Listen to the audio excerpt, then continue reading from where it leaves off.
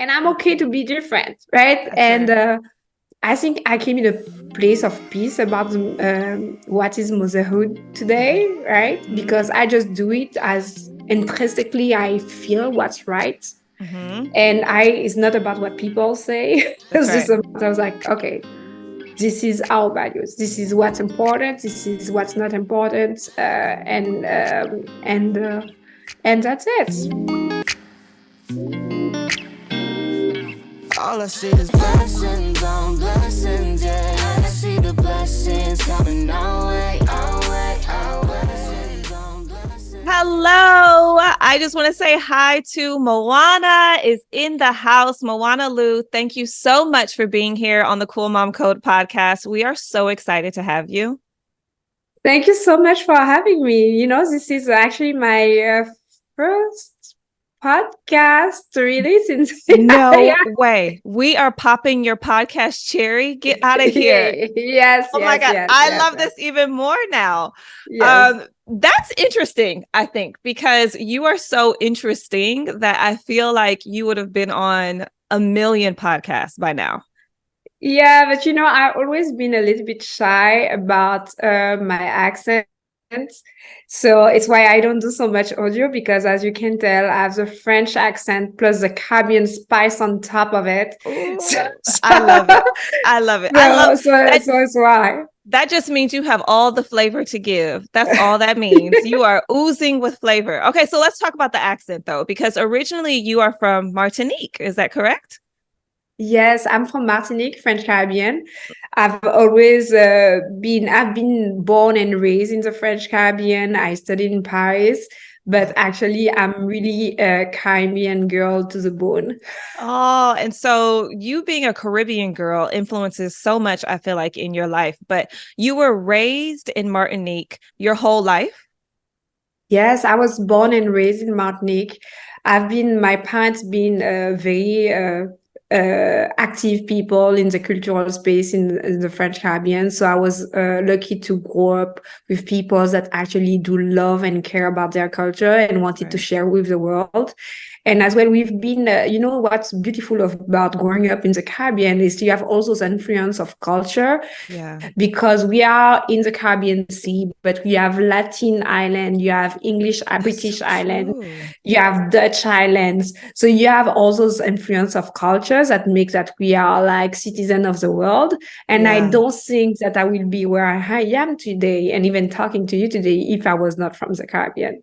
Oh my goodness, I love that. You don't really, when you see like Rihanna and she's repping like the Caribbean and like, you don't really think of it like there's so many different influences of culture and food and ethnicity and all that in one place. I think it's such a melting pot that you don't really realize it when you go visit or when you see these like celebrities from there.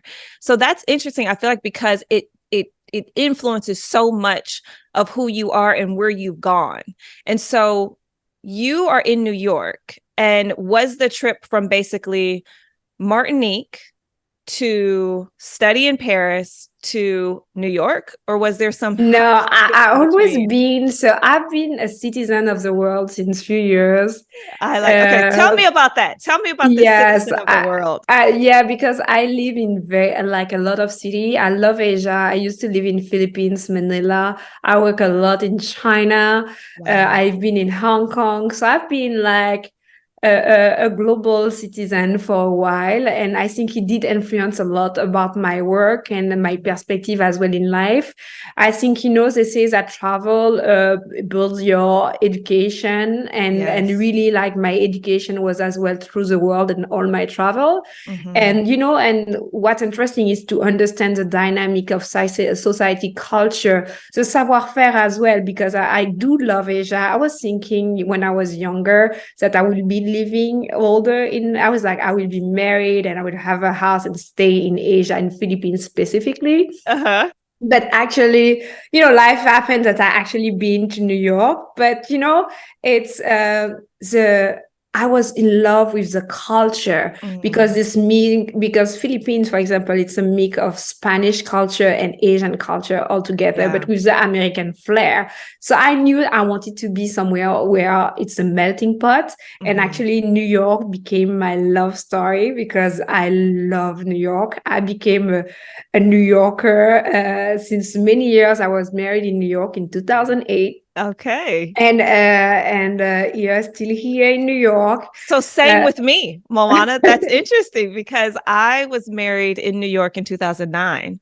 And New York was home for me for many years. And that's what I loved about it. It's funny how you also think something's going to happen as a kid, or when you're like a young woman, you're like, oh, this is what I know. I'm going to dream. I'm going to be here in Asia, living this life and married with kids or whatever. And you end up in New York. But same here. I never knew I was going to live in New York. I didn't even think that was the place. And I ended up spending 10 years there. And 10 years went by like that. I'm telling you, in New York, it goes by in such a flash. You don't even realize and New York is a flash because it's this mix of culture. I didn't find what I needed in New York, right? And I have to say, and being part as well of making change in New York and part of the culture here is just been so important as well to me. Like everybody have to contribute in a way.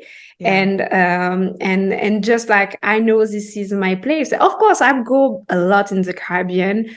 I'm a Caribbean girl, so I have to go home to resource, to take the creativity and being inspired, and to be is my peaceful place as well. But I do need the New York energy. I know, it's interesting too, because I say interesting a lot, by the way, just so you know, because when I'm really into something, I don't know, I find it so fascinating. But I think what's great about being a world traveler is that it's something that you incorporate all the experiences and all of the cultures, like you said, that you've been around, and whether that's from food to design to the way you live, right? All of that comes into play, especially as a parent.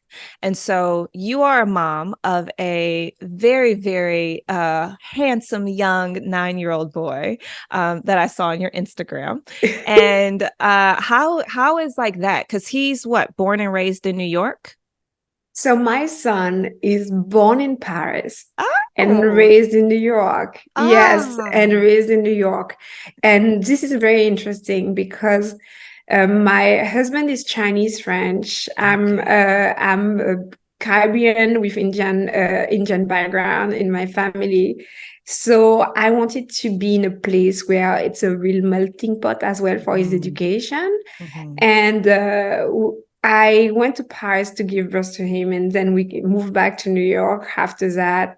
And hold on, pause. Hello. Why did you go? Is it because you wanted dual citizenship, or did you feel like the healthcare there or the labor there would be better suited for you? I think it was timing, but as well, I think that I'm not really confident in the healthcare system when it comes to maternity in this country. Yeah. And it's something that I prefer to be. The French system have a lot of, when it comes to healthcare, we are top notch.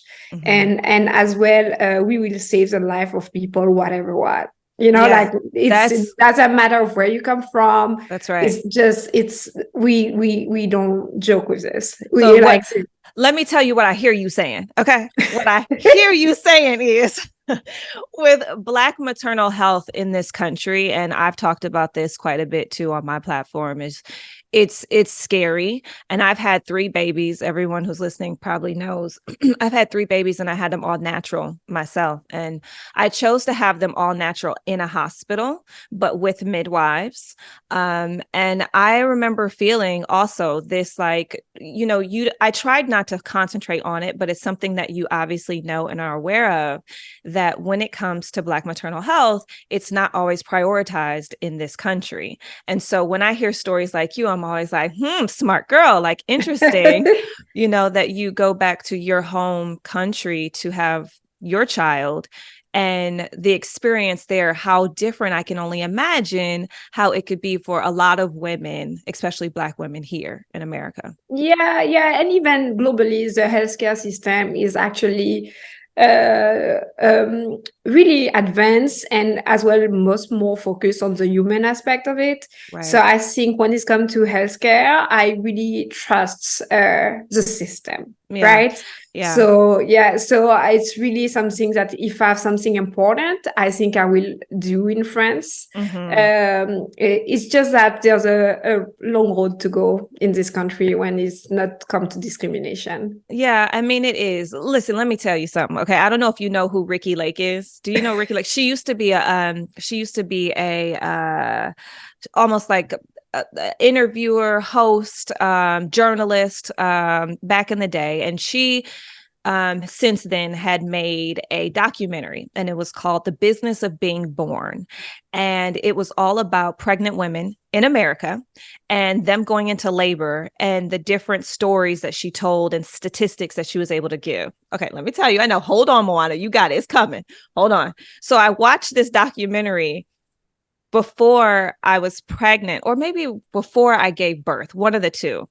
And one of the stats that stuck out to me so vividly, she said that whatever percentage of doctors, it was like the highest percentage that you could think of, right? You were like, are you kidding me? Do C-sections at 5 o'clock on Friday evenings because they want to hurry up and get the baby out so they could go on with their weekend or make their golf game or whatever. MoAnA, mind blown. I was like, are you kidding me? This is insane. So just to wrap that whole... And I have to say this already too, and the C-section is something that is very popular in the US, much more or less in Europe. Usually women go for natural birth, and C-section is actually if you have a problem, right? If the baby is not in the right position, it's not safe for you or safe for the baby. So it's not as automatic like in the US. Yeah, I agree. I totally agree. Anyway, smart move. I hear you. I'm glad that we were able to touch on that. Yeah. So it was timing, but as well, it's just like I really trust the system, and I'm very conscious and aware of what's happening in this country. Yeah, of course you are, as we all would like to be. So that's cool though. So he has dual citizenship, your son, and he's so multicultural within himself, just within him being who he is. How do you now parent? Do you parent any differently than what your parents did for you living in the Caribbean? I think we have to learn from our parents. Ain't that the truth? We have to learn from our parents, right?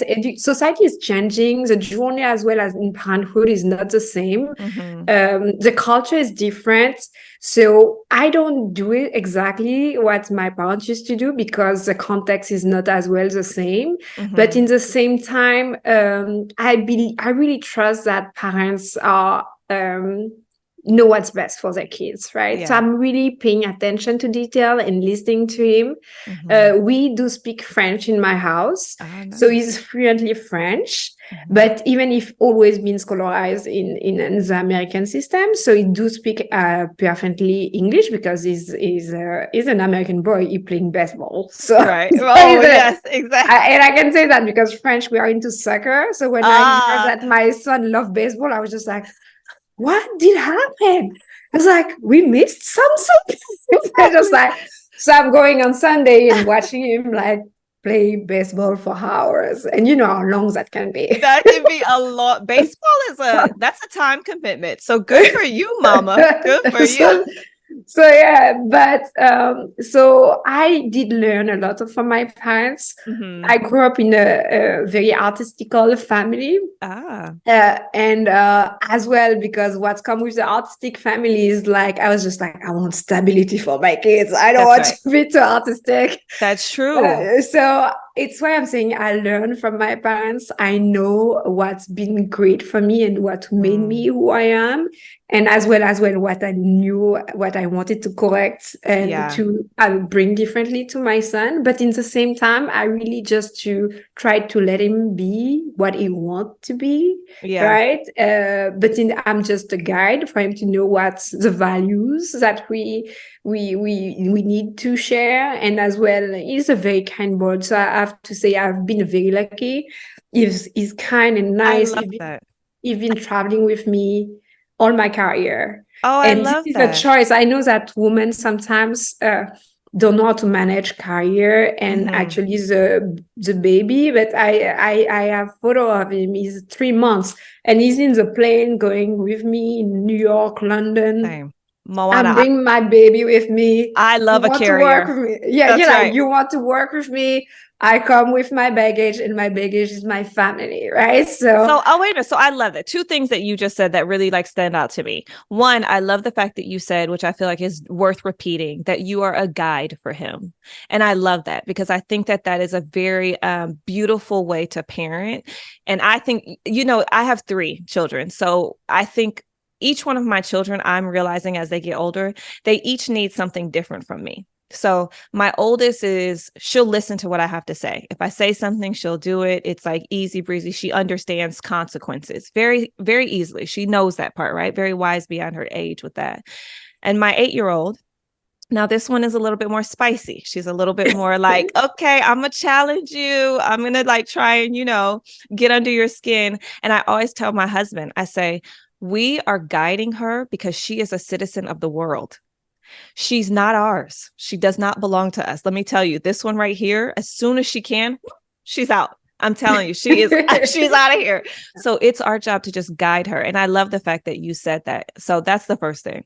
Second thing that you mentioned, which I think is really beautiful, is just this idea of traveling with your child and working with your child.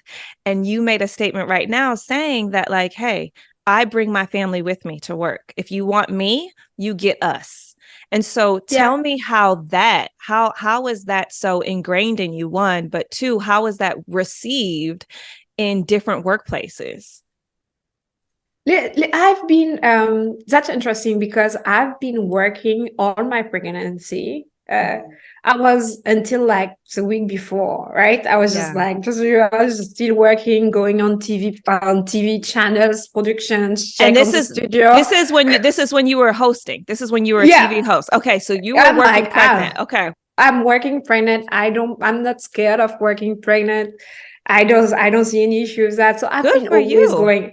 And as soon as I gave birth, I'm a very social person. First, my son is a very social person. So I remember he was 1 week old and he was just like, we're going to Buddha bar hotels and having a dinner. And I was really like with my strollers and going to Buddha. And what's magic with it now is just my son I can bring him anywhere. Super nice, super social, easy to connect with people, as well super calm. He can sit down, do his thing, read, like is easy. Yeah. So the fact that I was able to bring him with me everywhere made something very precious for his personality today. So I'm really happy about that choice that I made. And as well, because work is a big part of our life now. It is. You know, it's like 70% of our life we are working. I am. I don't know if everybody. Girl, I am. Look, right? Look, 90%. Well, I don't know what the percentage is, but yes, I can give you. Yes, many of us, a lot of us, that is our reality. That we work, whether for enjoyment or necessity, we work 70% because we either have to or that's what drives us. And I'm trying to be. I try to be nice on the percentage because I'm like, okay, we have some timing where we sleep, so I just like maybe 70%. Yeah. But maybe a little more. But we're working all the time. So because we're working all the time, I want to be able as well. My balance is as well my family. Yeah. So I want to be able to be there. So my solution was to bring my family all around the world with me. Right. And that was part of the deal. I was like, yes, if you really want a talent and if you really have an expertise, they take you with everything that comes with it. And me, I was very clear about I will do great work. I will be committed to my work, but I need this balance around me. Well, see, I think, you know, the, which I think is amazing because one, you demanded something, right? And I think it was well received, which isn't always the case with women.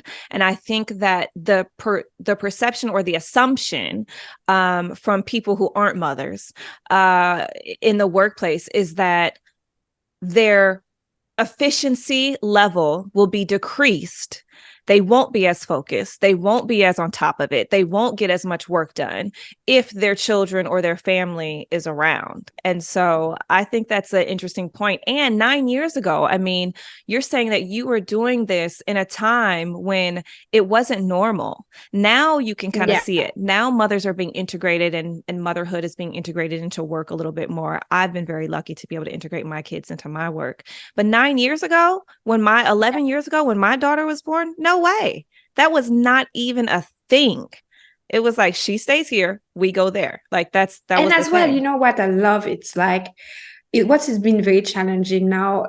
It's, for example, I've been building and designing hotels, and I did an hotel called Apolline Martinique in the French Caribbean. Oh, nice. And they will come with me on the construction ground, and we'll stay as doing the interior design, as I'm doing the decor, and we'll be there, see me working. And I want him to understand the value of hard work. Right? Because as we growing up, and we don't realize that kids are not exposed like we used to expose, and they don't have these little things that like makes them like, I want to make it, right? Because we are like, I was like, oh, I didn't have this, I want him to have everything that I didn't have, right? That's right. But when it's too easy, there you go. It's too easy, right? There you so go. I want to make sure that he sees that everything that we have, it's because we work hard for it, right? That's right. So I want him to see. I just don't want him to be like, oh, she's doing jewelry now, and it was like, oh, there's diamond around me. And life. Like, listen. He's like, this is nice. This is nice. You know, but let's talk about that for a little bit, though, because I think that also, and this is why I feel like you're also so fascinating, is not only because you come from this melting pot and you have you were raised with so many different influences around you. You've really taken that into every facet of work that you've chosen to do. And so I think that's pretty phenomenal. And what a gift, right? So you started off as TV host. This is like the first chapter of life. And then you move into, tell me what was next. I think Essence was next in the whole grand scheme of things, but talk to me. So I have a very diverse career, and I think it's what's been magic with what I've been doing, because I feel like I have multiple life in the same time.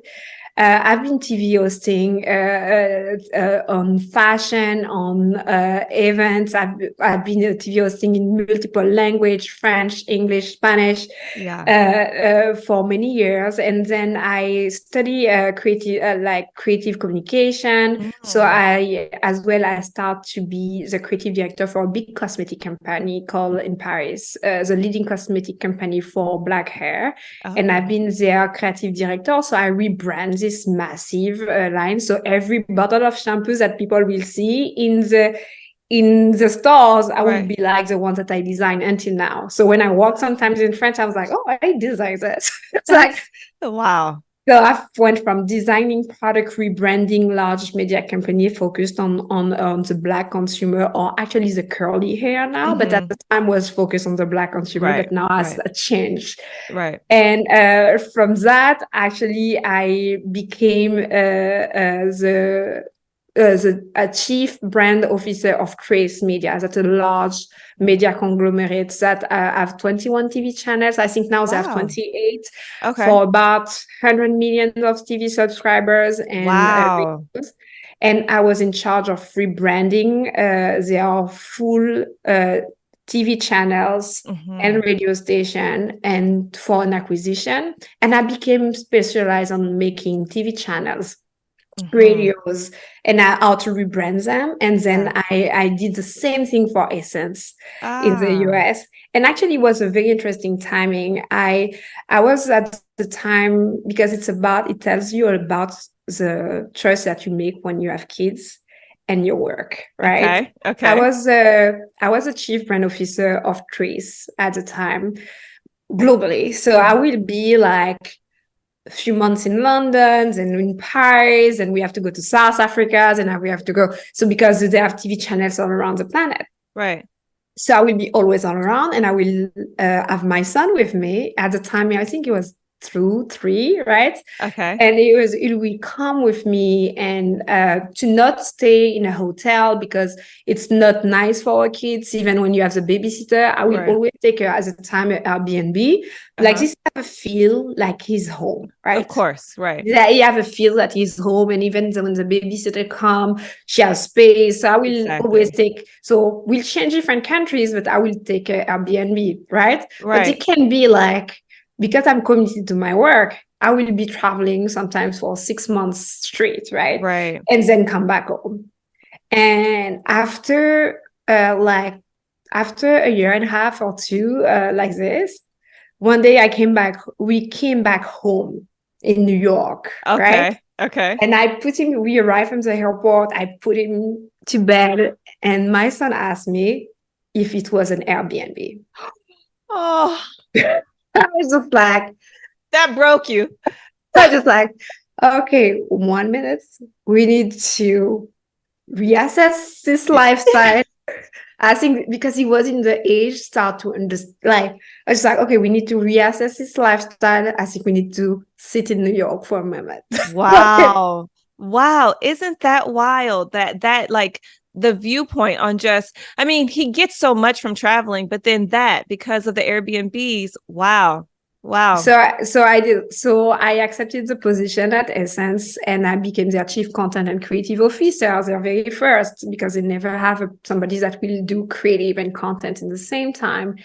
And it's just been taking a lot of my work. And, and COVID changed everything. I've been very sick with COVID, and put back everything on perspective on what's supposed to be important in life. Wow. And I moved from Manhattan to here in the Hamptons because that was the best balance of life. And we're far away from the virus at the time. Next to the water. Next to the water, because I'm still an island girl and I needed this balance. But yes, when it's come to my career, even if I design now jewelry, and it's something that on and raised from COVID, because I decided to focus on something that was about what was precious in my legacy. Right. Let's talk about that though. Let's talk about the shift. I mean, I think it's really interesting that you chose to listen to the voice, right? Like your son made one comment and that shifted kind of your next chapter, your next phase, your next venture, which led on to something else. So, I love that. I love that when you listen to the signs, when you listen to what is around you and the people you love, or just the voices that you're hearing, that sometimes will direct you into the next chapter of your life. So I think that's phenomenal and profound in itself. But now we're talking about even the next chapter. Now we're in the jewelry phase. Now we're in this. You're an entrepreneur. You are no longer working in corporate America. Now you are taking everything into your own hands, and everything that you have done for everyone else, now you are applying to yourself, which is a huge feat in itself. But talk to me about what made you jump from corporate America, yes, because now you were settled. You were at Essence. You were settled. Yeah. You were with your son. You were in a place. He didn't think your home was an Airbnb anymore. He knew it was home. Yes. What now? How did COVID, because you mentioned that, how did COVID take you into the next chapter of becoming an entrepreneur? When you in your bed, right, and you can't breathe, literally, you put I was thinking that my life was my work, right? And even if I have family, I was thinking that my life was my work. I am what I do, right? And it changed everything, because you just okay, even if something happening to me tomorrow, their business will continue very tranquilly. Yeah. But what about my legacy? What about my family? What about what will, everything that I built for me, right? And I decided to create something that will be my own for the first time. Was there a moment? Was there something that you saw? Was there where did the idea come from? Because it's not just a jewelry line. And anybody who's listening, anybody who's listening on audio, you'll hear her voice, which is so soothing and it's so relaxing, and her voice is so amazing. But if you're looking at her on video, if you're watching this on video, show them. MoAnA is literally wearing all of her pieces, and it's gorgeous. It is absolutely gorgeous. And the line is named after you, no? Yeah, so the line is actually the name of the line is actually a joke from one of my girlfriends. Okay. It's called ManLuu. It's mean Miss Lou. Miss Lou. Yeah, it's Miss Lou. My husband is Mr. Lou, and I'm obviously Miss Lou. And it's called Miss Lou in Creole. And when we used to start to date, my girlfriends in Martinique will be calling me ManLuu. Like when it was just the first date. And I was just like, oh, stop it. And they would be like, and it stayed. And until now, they're still calling me ManLuu when they see me, except that we are 15 years later.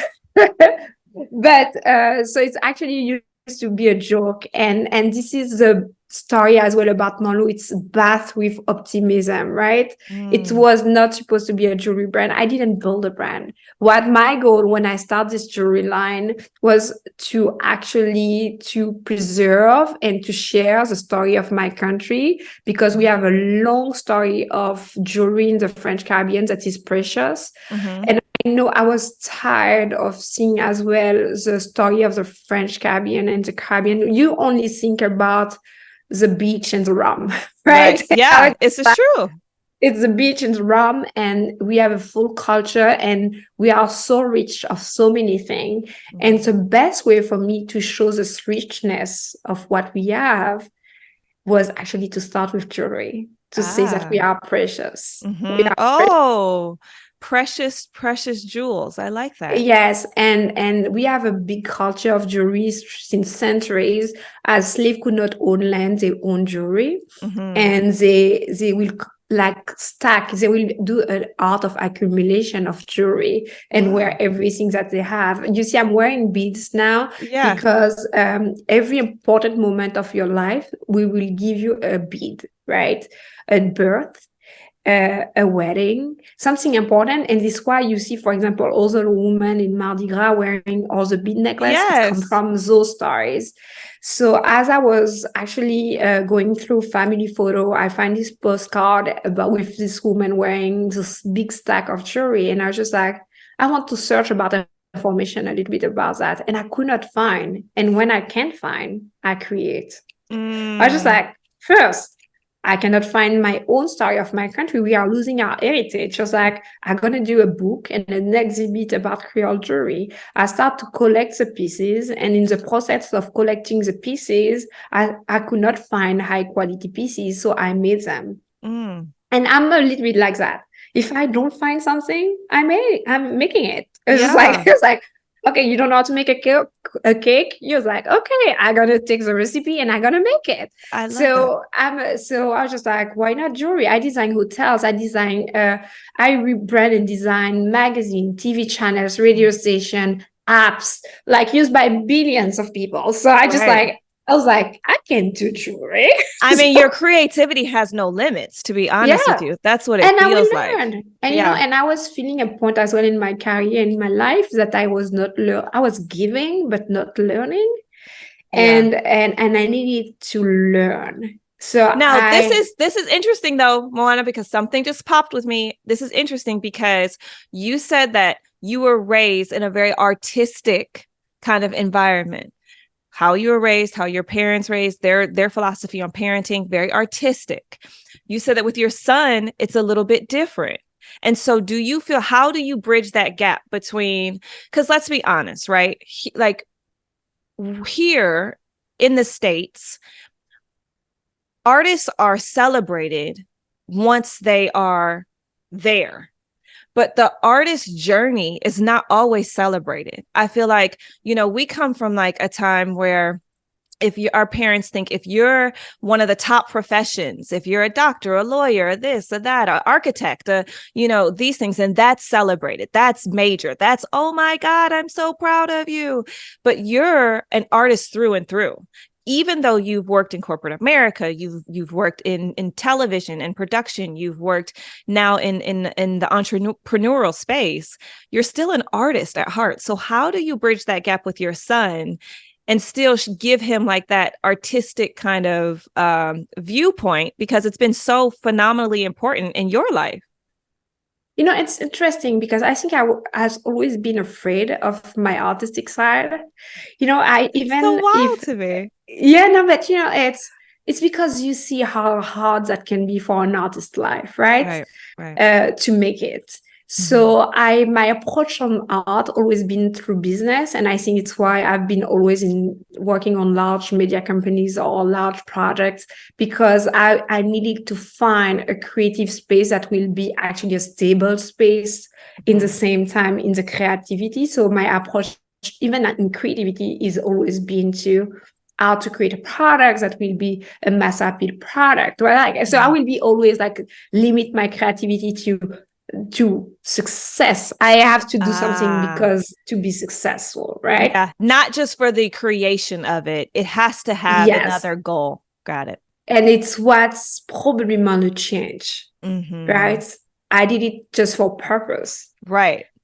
That the driving factor was purpose. And it's why for my son, I think it shifts as well his perspective on what was creative, because my son is more business person. I remember even like he was 3 years old and he's come with a drawing and he's like, I'm doing a logo, because of course, you know, I do branding. So I was like, what's this, your logo? It's like, yeah, this is my business. It's a crepe company. We'll have crepe stores all around the US. I was like, okay. I like this business. I was like, okay, I love that. Already thinking licensing, because he will see more the business aspect of creativity of what because he will see me working. But today, actually, we just started to read that yesterday. He asked me to buy a book about gems. Oh, so I just bought him a book that's called Gems for Kids.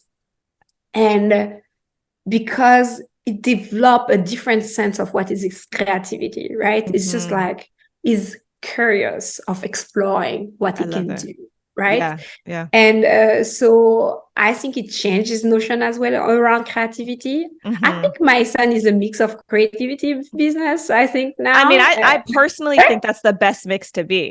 You know, right? I think I'm a little bit of a mix of that, the creativity and the business. And I want to instill that in my children. So as I ask these questions, I always ask from a place of like learning as well. And for the audience too, to learn and kind of like hear how you do it. Because I personally think that creativity and business is such a beautiful mix. And when you can really fine tune both of them together, which I feel like you have done, then I feel like the world is really your oyster, because I really try to not influence his choice in general, right? Course. Because I want him to, you know, I've seen so many, I'm a Virgo, so I don't know if this makes sense, but I'm a good observer, right? Yes, you are. I'm like, okay, I'm analyzing, taking in, and will not speak right away, but I will just really observe what's happening. Right. And I want just him to, I'm making sure that I'm not influencing what's been my dreams into his dreams, right? That's good. Yeah, that's because important. I know a lot of parents are projecting, right? Of what they can be. So I just try to understand, what do you like? What's your passion? You need a passion. So that, like, just making sure that, okay, explore to know what you like and what you don't like, right? To be able to make a choice later for you. Yeah. So I really trying to not even influence his creativity. It's like, if you're a math person, it's okay. I'm like, okay. It's like, do your math, and I'm like, I'm fine. But it's actually a mix of both. That's what makes me very happy. And I just want him to continue to explore until he can, and then to be driving by passion. I think passion change your perspective, because to be honest, I've been working most of my life, but I don't feel that I've been working. Because it was a passion, and I don't know what to do. It's just like, It's so true. I mean, do you feel like there has been a difference in how you operate now as a mother and from corporate America to being an entrepreneur? Like, do you feel like, the reason why I ask is because there's a lot of women who are mothers who are in corporate America and who have either felt discriminated against from a labor wage kind of situation, from just a leadership role situation, from roles, responsibilities, whatever it is, right? Just from an equity standpoint. And now that you are your own business owner, now that you are an entrepreneur, do you feel like there's a difference, like how you operate, even in terms of like schedule or whatever, as a mother? Yes, because first, I always had, even in corporate America and global corporate companies, right? I always had this approach of entrepreneur, meaning that even it's not my business, but I will make sure that the business run like it's on my own. You would right? treat it like that. Yeah. Yes. So it's a spirit, right? I think to be an entrepreneur is as well a spirit of way of working. Right. Because even when for my pleasure, right, I'll go to an event and I see the weather is bad, like today, the weather is catastrophic in the East Coast. Yeah. And I will be like, it's not my event, but I will be like, what they should do? I think they should cover this and maybe. So I will always think as it was like, it's a problematic for myself. I was like, okay, as this is solutions. If they ask, right. I was like, I didn't think about solutions. So that's an approach that I globally have on it. What changed is now that I actually fully manage my schedule. I'm making sure that I have those moments to be present for him. Right. So even if I work hard, there's very specific moments that I know that are important and I will be present for him. I love that.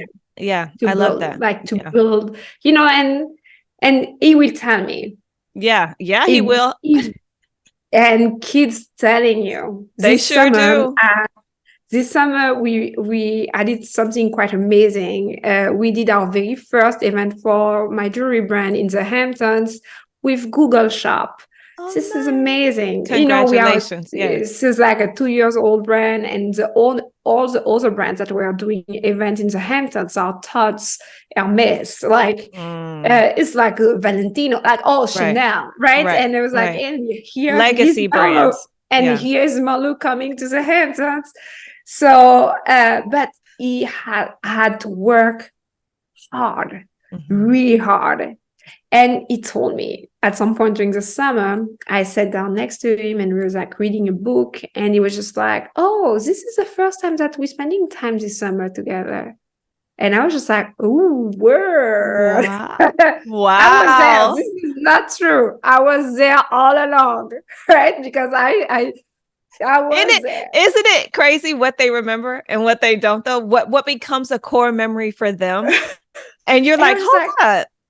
Like, I was there every day. I was there every day next to him. But the level of attention is different. Right. Because I will be like on my phone working. Things like I would be, yes, it's dinner, but I'm dinner texting. Texting.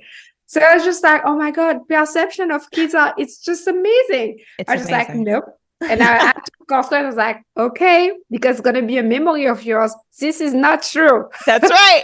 That's you, MoAnA. I do the same thing. I'm like, hold on, let me get this straight in your head now. Before 10 years from now, you try and bring this back up as a thing. I'm like, no, not today. Not today. Not today. So I just like, So I just making sure. But yes, I'm making sure that in the important moments, I'm here. Listening, and listening. But I have to say, I'm fortunate to have a great partner. My husband is really good with kids because he's a heart surgeon, pediatric heart surgeon. Oh yeah. So he's always been about kids all his life. So he's good as well. So we have a good balance and understand me. The freedom that I need to work, right? That's right. So we balance that, and we good partners. Like, okay, you're doing breakfast, I'm doing the dinner part.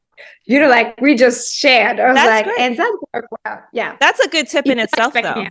because you've been Yeah. married for, or you've been together for, I'm sure, a long time. And so even just 15 having, years. Yeah. yeah, see, same. So we're like, yeah, around Yeah. that same time. So it's like, having that partnership what do you feel like has been the key to developing that understanding with each other, you and your partner, your husband? First, to understand that I will not be a typical mom, right? I think that you have different type of motherhood way to be a mom, right? I was very scared at the beginning because I felt that I didn't have this motherhood thing in me, Yeah. right? I was just such a career focused person. So I was just like, oh my God, kids, what are gonna do? Really? So did Yeah. you think that you would just never have kids, or is it just something you just didn't? If it happened, great. If it didn't, that's fine too. Yeah, I was just like, if it happened, it's fine. But we in the French Caribbean and in the Caribbean in general, we are we love to be in community, right? So we have a big familyhood thing. So I will never be really alone, and Right. you will have like my nephews and stuff. So you're like, you will have kids. So you don't feel, I didn't feel that I need kids because I have like kids around and it was fine. I And love that, though. I mean, right. I guess I love the freeing nature of that statement, because I think that especially nowadays with women having children later on in life and focusing on career first and then having kids a little bit later, a lot of my friends who haven't had kids yet, a lot of their fear is always, I'm afraid to be alone. I'm not gonna meet that person. Like, when am I gonna have kids? Like, just afraid. It's like operating out of fear. And you're like, I was free. Kids were gonna be around regardless if I had mine, if my, I love I think that's what, coming from that type of community, I think that's the advantage it gives you. It gives you this kind of level of like, I got Yeah. that. It's fine. Same time, and I did take the time. I think I was about 35 when I was tired, like at my son 33, 35. So Yeah. I did take the time. I Yeah. was just like, I was not in a rush. I was just Yeah. like, listen, we married, let's just enjoy the wedding part, let's travel the world, do our things before to get into Love that. something that is a commitment. And before to arrive to this level of commitment, I had a dog. And it was Did you feel like that part right there, traveling the world with him first, living life with him first, without children, experiencing things first without children, helped? Because once the kid came, once your child it came, removed a lot of the frustration. I Yeah. feel sometimes in relationship, people feel like have the fear of missing out, right?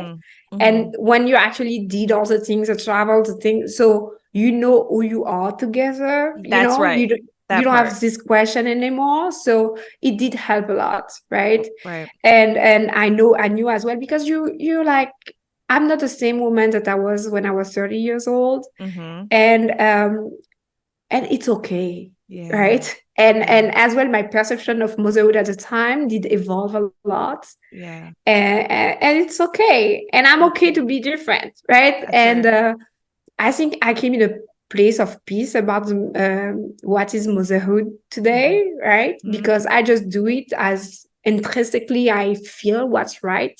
And it's not about what people say. It's just about, I was like, okay, this is our values. This is what's important. This is what's not important. And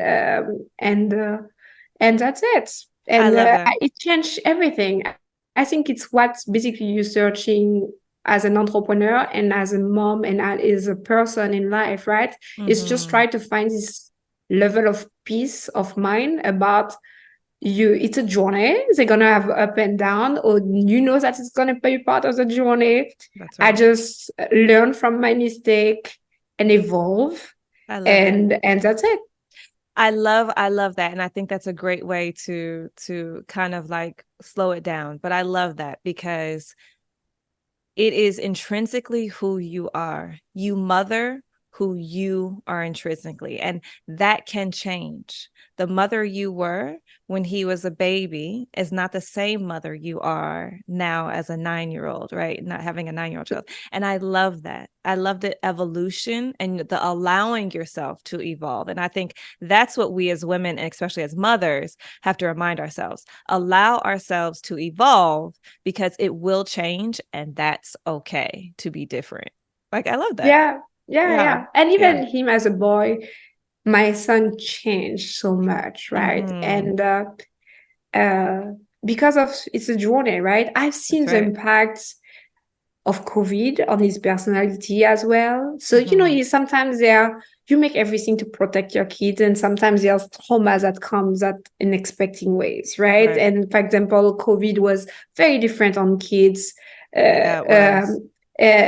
On that was on us, right? First, I discovered that I was not a good teacher. I'm like everybody. Same. I was just like, okay, everybody has their own talent. I was thinking I can do everything in my life. This I cannot do. I had another level of respect for teachers. I was just like, listen, I also realized. I realized that I wasn't a great teacher on a daily basis to 3 children. But I also realized that I did not have the skill set, the patience, or the like strength to be a stay-at-home mom. I was like, I can't do it. I cannot homeschool. And I have friends who like homeschool, stay-at-home moms, they homeschool, and they're amazing. Like, they're the hardest working women I know. The way they're able to juggle and like foresee things and teach. I said, I ain't got it.